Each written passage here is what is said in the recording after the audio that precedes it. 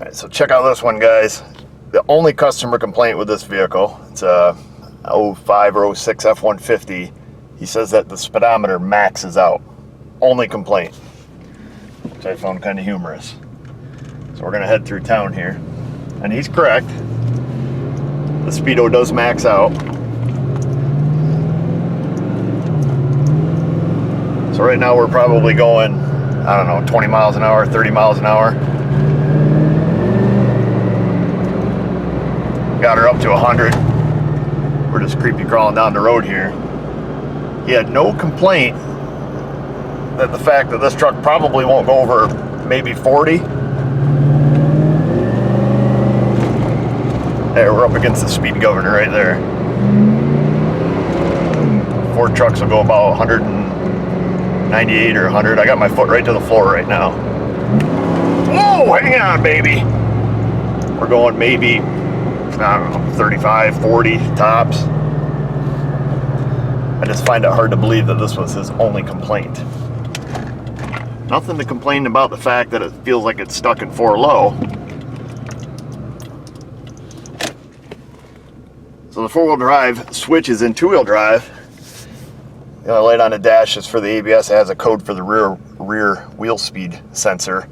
I believe these read speedometer off from the transmission, and it would stand to make sense that if it's in 2-wheel drive, you know, it sends data over the network saying it's in 2-wheel drive, so whatever speed signal it receives, it, you know, calibrates the speedometer, you know, to that, even though the transfer case must be mechanically stuck in 4 low.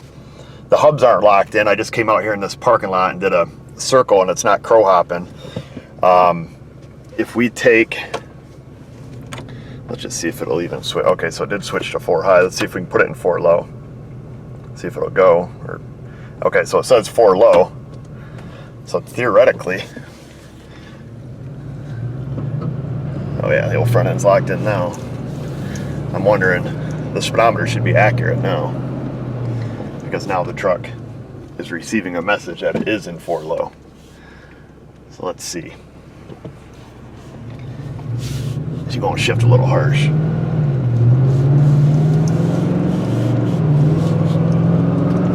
That's a little more accurate. You know, transfer case just is screaming. So that makes sense. So we're in 4th gear right now, or overdrive rather. And now that we're sending in a 4 low signal, instrument cluster, whoever is in control of that is taking control of it. So we'll just stop right here in the middle of the road. There ain't nobody behind us. See if we can't get it back into 4 high. I'll put it back in 2-wheel drive. Now our speedometer should be way off, even though, because there was no change in the transfer case. So I'm assuming it's using speed signals from the transmission. I just can't believe this was the only customer complaint. He just thought his Ford was a big old powerhouse, must be too low. Ay, ay, ay. Of course, when you see stuff like that in the car, always makes you wonder. What's up, Mrs. O? This guy had, the only complaint he told you was his speedometer maxes out. There's a few things wrong with it, huh? It smells vinegary, doesn't it? Inside, but out here it smells like there's something hot. Oh, yeah. Well, that's just because we were... But yeah, vinegar. It smells vinegary, doesn't it? It smells like silicone to me. Oh, silicone. Yeah, it has that stench. He didn't mention the fact that the truck only goes like 40 miles an hour, full speed, right to the rug. No? Alright. He's just concerned about the speedometer maxing out. I don't know. Well, alrighty then. I think that's him here now. No. No? Okay. Anywho. You making lunch, woman? I got a friend, oh boy, get back. So, the feller that was just here, the truth came out. Uh-oh. So that's his cousin, something like that. But anyhow, evidently the old F-150 out there, the tranny started slipping in it. So the guys put a tranny in it, and then they drove it, and then it locked up, wouldn't move. So he thought the new tranny they got, the used one, was junk. So they got another one, apparently, put it in it, still wouldn't move. So his cousin came over, transfer case completely empty, no fluid at all. They filled it up and got it moving, and that's the whole story. So they didn't want to tell you all the information up front? I don't know. It's a mystery? It's a mystery, but I'm pretty near certain he's going to be getting a transfer case, but to be determined. What else is that thing need? I don't know. I'm here to look at the speedometer. I do what I'm hired. That's right. Just like when you tell me something to do, I do it. No questions asked. Do what you're told. That's right. To try and teach your children, do what you're told. That's right. Or else. The truth always comes out eventually. It doesn't matter, we would have found a problem anyways, but let's have a listen.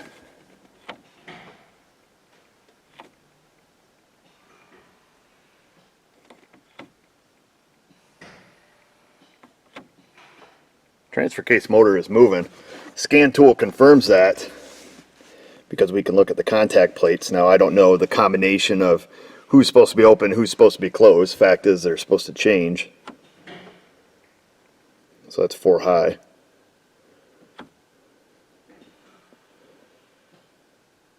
Going to 4 low. 4 high. 2 wheel.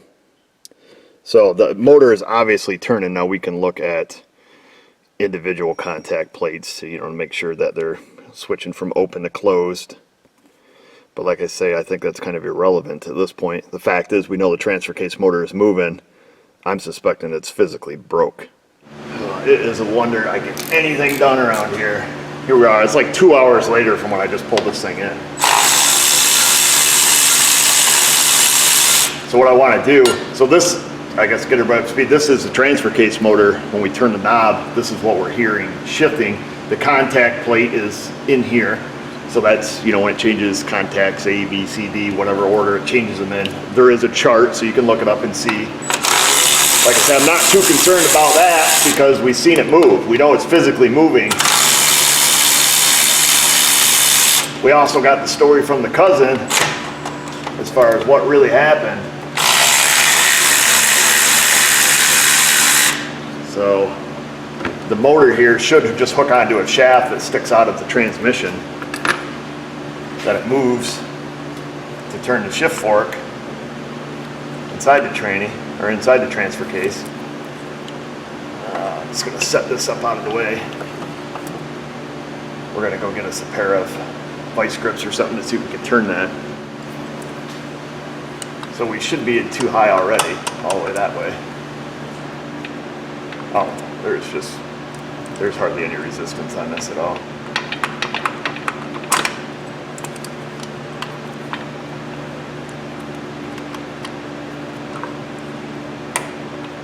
Yeah, we got no connection, folks. Ain't nothing happening. Awesome. So at this point, if you guys want to see what's inside of a transfer case and how they function and how they change ranges and modes from 2 high, 4 high, 4 low, I did do a transfer case rebuild video. It was on a GM. It was a new process transfer case. I don't remember which model. I'll put a link in the description box. But at this point, I mean, there's no point in going any further. Suppose we can pull a drain plug, see how many kibbles and bits come out the bottom. Without talking to this fella, I don't really want to go any further. Because being that we know now that this transfer case was run dry to the point it actually locked up and made the truck quit moving, there's really no point in even tearing this transfer case apart other than for the sake of demonstration and having a look-see what actually happened. I don't know if we'll get the job. His cousin actually works at a shop, so perhaps they'll take care of it themselves. I don't really know, but just a quick video. Wanted to show you guys. And I guess the moral of this whole thing will be, if you're going to a shop and you have a whole story, tell the guy the whole story. Not telling him the story is not going to change the outcome, but it could cost you less in the end.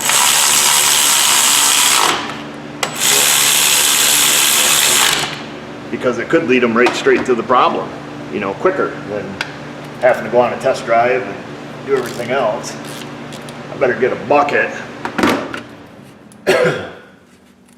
Just kind of curious myself if this is very sparkly. We'll take a small sample. Oh yeah, that's nothing but glitter, baby. I don't know if you guys are going to be able to see the glittery effects. But have a look at that. That's all metal shavings, baby. Show's over. Stuff's pretty well gray. Lots of glitter, lots of sparkles. I'm gonna make the call. So we're gonna leave this one where it is. Nothing else we can do without having permission to pull the transfer case out and tear it apart. I can't just go and do that and get all willy-nilly with it. They change their own transmission. I'm sure they're probably gonna put their own transfer case in it, you know, perhaps get a used one. And then if there's any problems on and beyond that, we'll get the truck back and take it from there. Again, I do have a transfer case video if you want to see like the planetary set in there and how the 4-low works and you know what possibly could be broken. We could hypothesize about it, you know, till we're blue in the face, I'm sure, but without tearing it apart, we don't really know.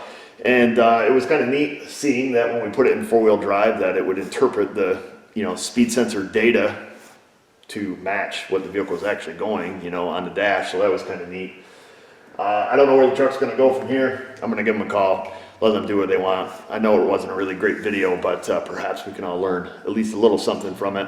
In the meantime, subscribe to our channel if you haven't done that and you like what we do. Ring the bell while you're down there. Find us on our socials. Find us on Patreon. And just remember, viewers, if I can do it, you can do it. Thanks for watching.